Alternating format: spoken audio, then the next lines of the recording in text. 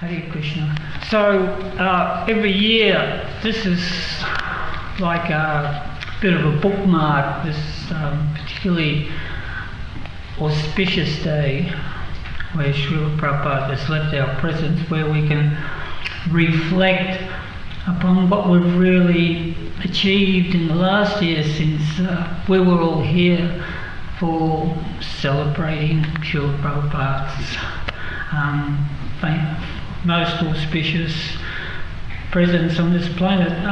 What really impresses me that in the 44 years since Srila Prabhupada's disappeared, that every year it just seems like I find out more and more about the depth of Srila Prabhupada, his greatness, his achievements, the person, the purity, the perfection, and I just wonder. This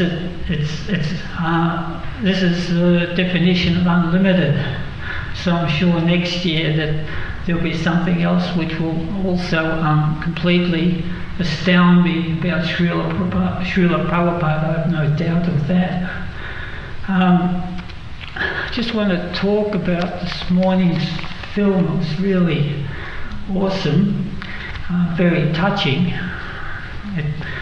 I remember in my early school days we learnt this Aussie bush ballad called "We'll All Be Ruined," said Hanrahan.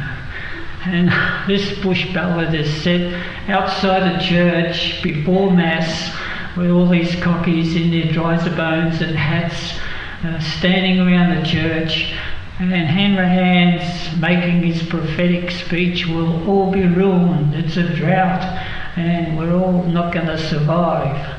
So the next week it rains like anything and the crops are, grass is green, the rivers are flowing, and they all get to church, and Hanrahan goes, "We'll all be ruined, these floods will never stop, we'll get flooded right out." So a couple of weeks later, they're all standing outside the church, the floods had stopped, the crops are growing in the garden, everything's really flourishing, and Hanrahan's saying, "We'll all be ruined, the bushfires are coming." So this seems to be like the laconic psyche endemic in the Australians, that there's a fear factor, that there's always something around the corner. Particularly with the social media we have these days, they feed on that and they give us plenty of other things besides these natural things to go on with, so we're all talking like that. We tend to be like that. So when Srila Prabhupada, he's the total opposite of all this. He's really, really, truly amazing that because of his total surrender to Krishna, he's fearless. We've seen that in so many incidences that we could talk about, particularly the first one where he, in our lives, where he surrendered to going to the West, just had a pair of cartels and a caseload of Bhagavatams, and off he went.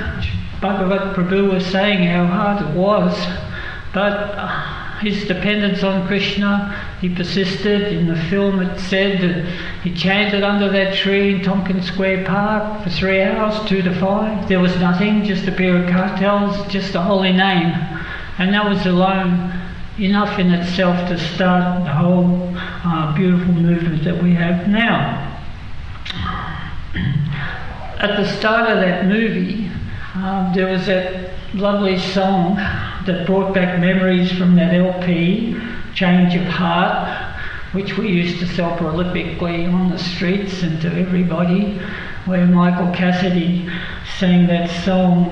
And when I see his love, I know I've got a long, long way to go to feel the love that he's feeling. So Srila Prabhupada is the shining light for all of us, and we just follow in his footsteps. And then after that, we had that lovely lecture in that movie where Srila Prabhupada was in Australia. He was in Melbourne in 1975. I actually by some chance I happened to be there, and 44 years later I'm thinking that I'm grasping more of this lecture. Maybe there still is time for me to surrender. I know time is starting to run short. Half of those people that were in the audience there are no longer with us, but there still is time for surrender. So Srila Prabhupada in that lecture, it's quite fascinating, he addressed that Australian psyche of fear, because if you listen, he started off talking about the animal propensities, eating, sleeping, mating and defending, and he compared that to human beings. That he was succinctly talking about the animals, and then he said that the animal, the human being uses an apartment for sleeping, but the animal sleeps out in the street. Human being uses knives and forks for eating. The animal will just eat anywhere. And it's just like we're revolving on that same axis, just we're on a more sophisticated platform there. So, the fact is that animals are always edgy, they're always fearful, eating, sleeping, fearing and defending. Sometimes you hear fearing instead of defending. So they're always looking around to see where their predator is, someone's going to come and eat them. So human beings, Srila Prabhupada once said in a lecture in LA, in Bhagavatam class, is giving a lecture, and he said people are always worried about their bank balance. Always. So that is there for everybody. There's so many fear factors. But if we get off that mental platform and just try to please Srila Prabhupada by serving him, then we can make progress in the real aspect of human life, get off the animal platform. Srila Prabhupada took giant steps like that. We saw that. I've just been reading Chasing Rhinos with Shamsundra's book, and what magnificent steps some of these devotees were in India to experience that. Was that the bell? Am I getting the bell? I've run the bell 3 times. Oh, okay, so I've got, 3 minutes to go? Anyway, so Srila Prabhupada, so I was just going to say that outside, Srila Prabhupada did so many great projects. So outside there's a letter from Srila Prabhupada dictated to Tamal Krishna Maharaj, which he gave to us, saying that I approve of this new Govardhana project. Such a great project, and I love the fact that you're growing vegetables and you're living in this community, and when I get well I'll come and visit you. So what we have to do is just follow in the footsteps of Srila Prabhupada, forget the fear factor, and just try to surrender Srila Prabhupada and follow this project. That's all we have to do. Just serve the community. Jai.